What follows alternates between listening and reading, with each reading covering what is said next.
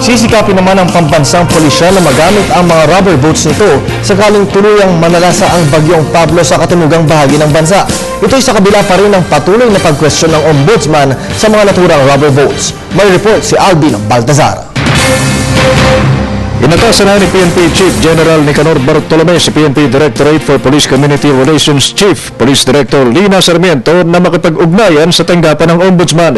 Ito upang maipagpaalam sa kung maaari bang magamit ang 75 mga questionabling rubber boat na umano'y maanumalyang nabili noong 2009 para sa ikinakasa ng PNP na search and rescue efforts sa mga maaapektuang residenteng tatamaan ng Bagyong Pablo sa rehiyon ng Mindanao.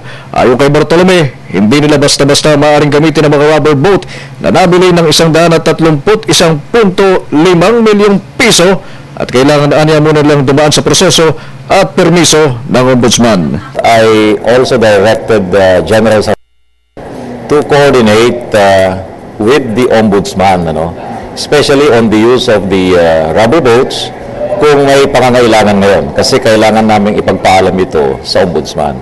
Kahapon pa lang ayon sa Chief PNP ay nakahanda na ang miyembro ng kapulisan sa mga lugar na tatamaan ng Bagyong Pablo upang umasiste sa mga maaapektuhan ng nakaambang kalamidad.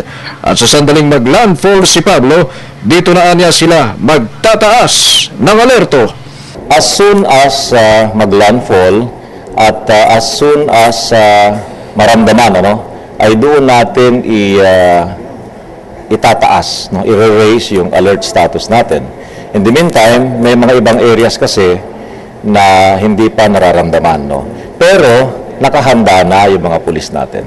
Kaugnay nito ay uno nang nagbabala ang mga otoridad sa mga residente ng eastern part ng Visayas at Mindanao para sa inaasang paghagupit ng bagyo sa naturang mga lugar na opisyal lang nasa Philippine Area of Responsibility kagabi.